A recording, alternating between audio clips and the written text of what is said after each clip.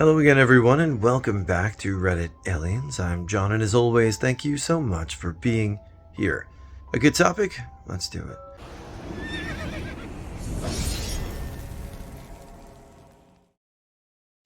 Urban Explorers, what's your most creepy experience? Please remember to like, share, and subscribe. Some friends and I decided to go explore a park at night. We walked through the whole park and nothing really happened, so we decided to go into the little patch of woods and sit down by the creek. I and one of the guys went all the way down the bank and were skipping rocks. One guy stayed a little higher up, and the last guy stayed all the way at the top. All of a sudden, a rock landed next to my friend, so we yelled at the guy behind us. He said it wasn't him, and the guy up top said it wasn't him. While we were arguing, a much bigger one landed in the middle of us. We scrambled up the bank, and when we got up to the park, the whole thing was covered in fog up to our knees. Swings were creaking in the wind, and a loud wailing sound was going on. That was likely a train, but still scary. To us, it was something straight from a horror movie. I was exploring the abandoned Phoenix Trotting Park, a massive building built in 1964. This place was full of standard hazards: bird feces, potential asbestos use, lead paint, unstable broken platforms, and slippery conditions due to the rain. Once inside, after meeting another group of urban explorers who did not bring respirator masks, despite them being highly recommended, we climbed up to the top of the stands. Once there, we saw a light at the far end of the building. Curious, we headed toward it. Turns out, it was an older man sweeping up and cleaning. We asked him why he was here, cleaning up a part of the building set to be demolished and built in the 60s. He proceeded to tell us that this is where his daughter had died. She had fallen from 2 stories up and died on impact. We chatted with him for around half an hour while he told us the story about the investigation, and he gave us warnings about certain areas in the park to avoid. Overall, a somber and harrowing experience, but definitely one that helped drive home the dangers of urban exploration. My friend and I were in Ohio visiting his family, and we stopped to check out this cool old abandoned factory.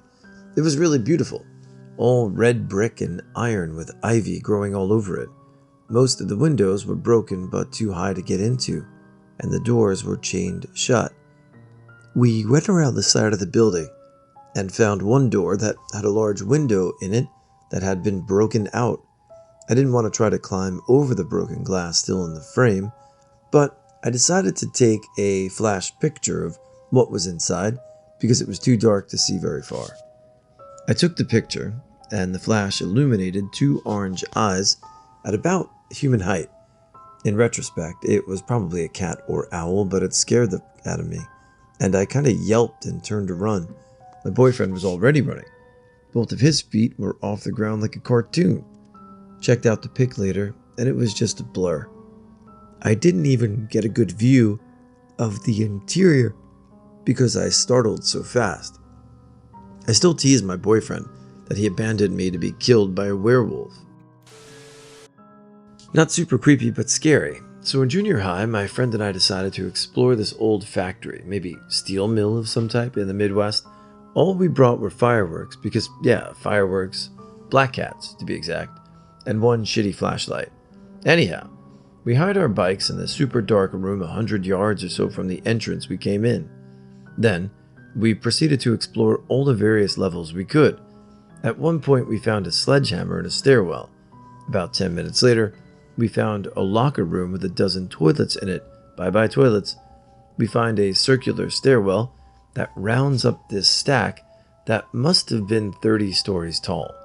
It could have been seen for miles. Anyhow, we get to the top and start dropping black cats down it. So awesome. After we couldn't find any more toilets and ran out of firecrackers, we made our way back down to the bottom of the level and came around a corner and "Freeze!" said 2 cops pointing guns at us. Probably thought the black cats could have been gunshots. Oh shit.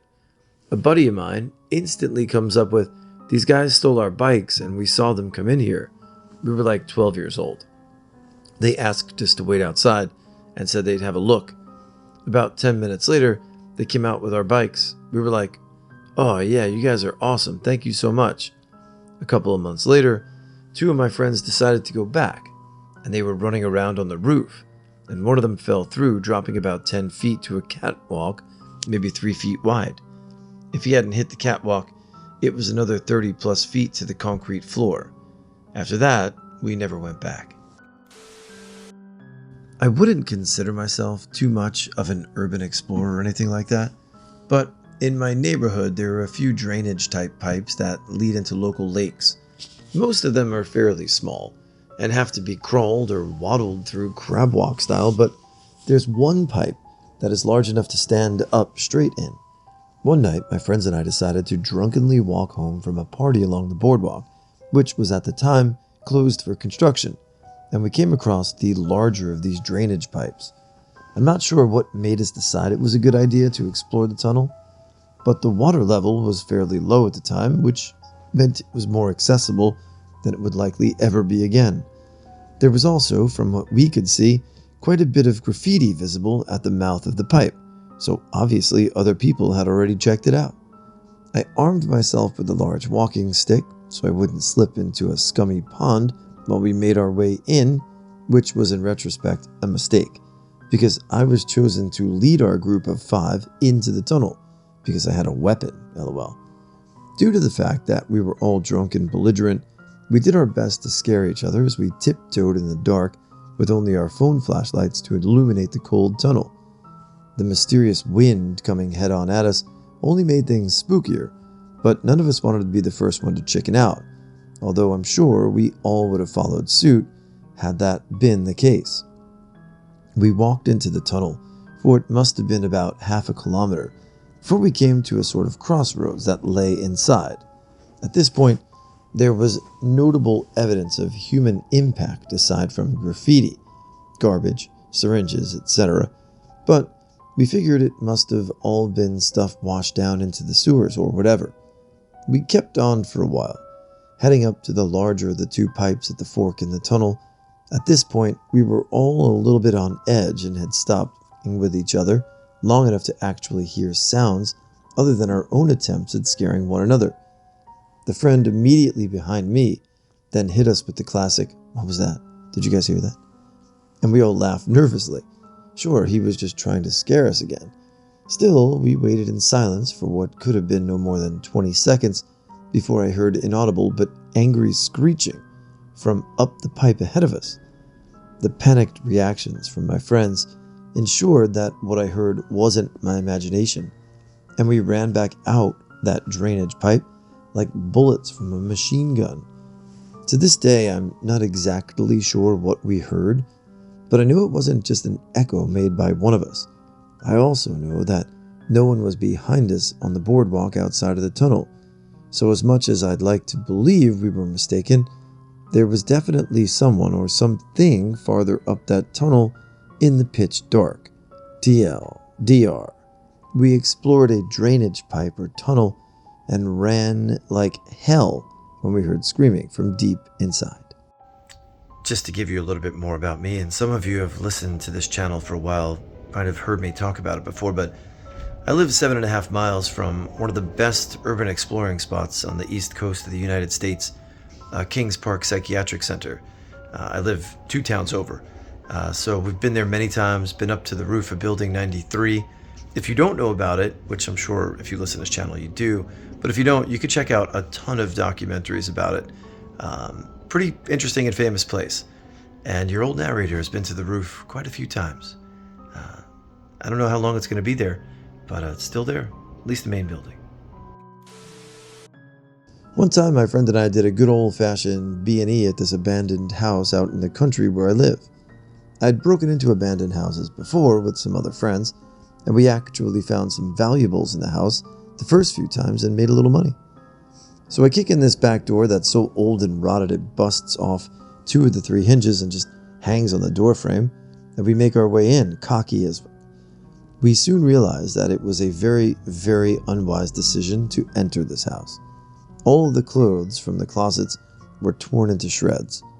Big piles of shredded up clothes were all over the living room in big circles. I swear to God, it looked like a bunch of nests made from clothes, but a nest that full-size adults could curl up in. We started looking around the living room a little bit more, and I found a closet that wasn't closed all the way. So I went ahead and opened it up, and the closet was completely empty except for this big-ass pile of rocks about up to the middle of my thigh. Like a third of this closet was full of these little river rocks and pebbles. But something was really weird about it. They were all wet. I still have no clue how, but all the rocks were shiny and wet. I even touched them with my hand. They were cold and wet. That's when we found a bunch of houseplants in the master bedroom. Like 6 potted plants that appeared to just be sprouting, maybe 6 inches tall and as green as could be. The soil in the pots was wet as well. Keep in mind, I drive by this house every single day. It had been abandoned for years and years and years. I knew the house, and I had been scoping it out for months before we decided to enter. We started to get the creeps, realizing this house may not be as abandoned as we think. So as one last grasp toward adventure, we go upstairs, because clearly nobody was home at that time. We go upstairs, and it's more clothes, nests, and 2 twin beds with pillows and blankets and sheets, perfectly neat and folded like someone makes their bed every day. The rest of the room was trashed, except for the beds. That bedroom is connected to one more bedroom, and this bedroom had clothes all over the floor, except for a cleared out spot around this wooden chair sitting in the middle of the room. We approached the chair because it's clearly a centerpiece meant to draw attention, and as we get closer to the chair, we notice some pretty shit. There's a doll, like one of those old baby dolls, dismembered and nailed to the chair. All its arms and legs were torn off and nailed to the chair with these big gutter nails, and the head was missing with nails driven down into the neck of the doll. That's where we both drew the line, and we hightailed it out of there. Around 15 years ago, I had a friend drove through Europe. We were in Germany and had been driving on a quiet little road for miles and miles through thick woodland and pouring rain. Big old fat rain. It was around 11 p.m. and dark, so we decided to pull over and pitch up the tent for the night, but not before going for a walk in the woods.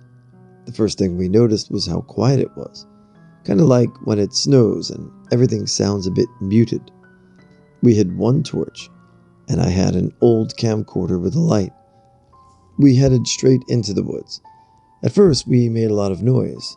We'd been cooped up in the car all day, so we were eager to unleash ourselves on the world again.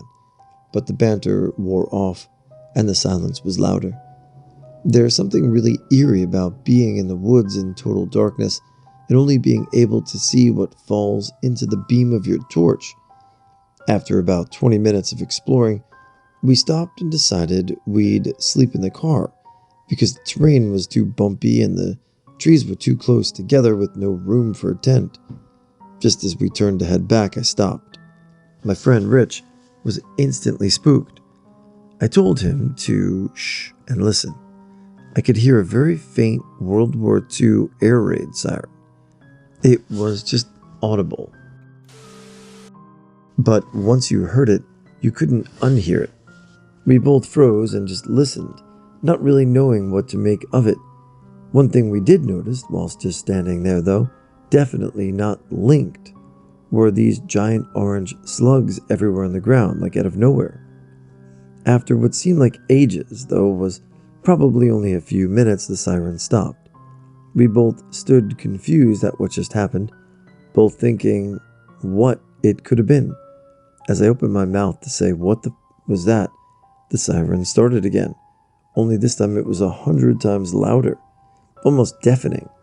We absolutely shit ourselves and ran the hell out of there, slipping on slugs and tree roots, found the car, and drove through the night.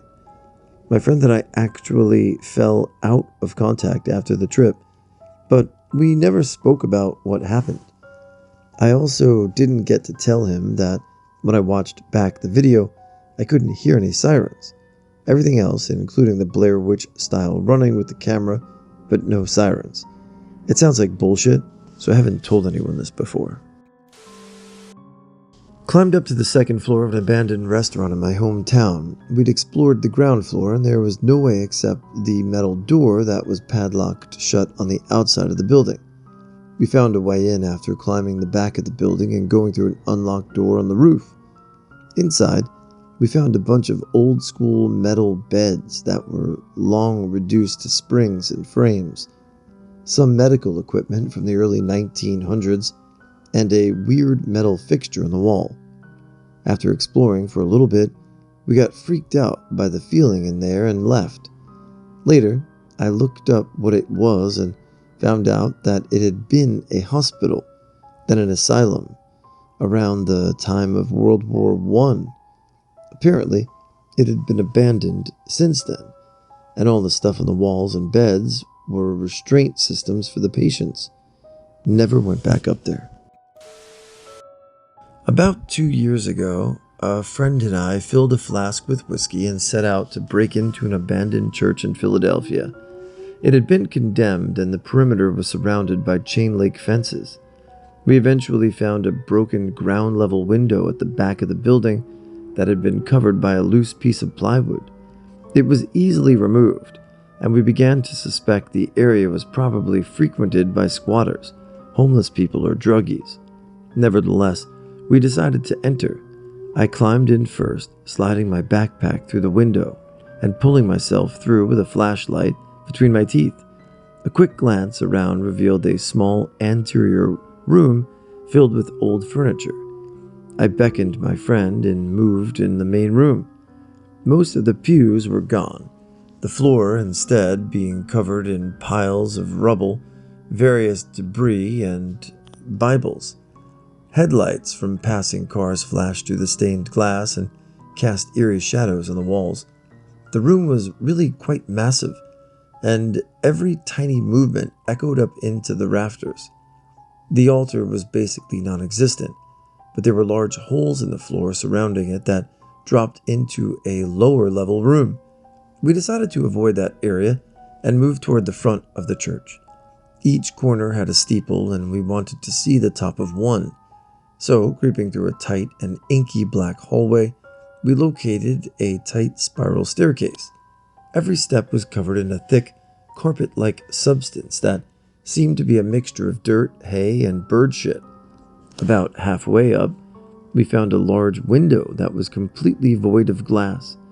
We paused to take a few shots of the whiskey and appreciate the view, which was really pretty wonderful. On the second story, we found the remnants of an organ on a balcony that seemed extremely structurally unsound. Venturing onto it, we found scribblings of pentagrams and other cultish graffiti on the keys. We'd hurried off and continued up the stairs. My friend moved ahead first. He was about 12 steps ahead of me when I heard a sudden explosion of noise. He started to scream, and as I turned my head in the direction of the noise, expecting an aggressive homeless person defending their territory, a crackhead, or some sort of supernatural Lovecraftian demon, I saw a pigeon fly past his head and out the open window. Too shaken to laugh, we sprinted back down the stairs, crossed the main room, and out the back window in about 40 seconds. TLDR, broke into an abandoned church in Philly and got attacked by a pigeon. Here in Minneapolis, we like to go draining.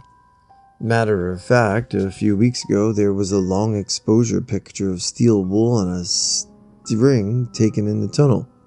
That tunnel is known locally as the Triple Helix Tunnel or the Marshall Ave Tunnel. It's filled with graffiti for at least a mile, if not further.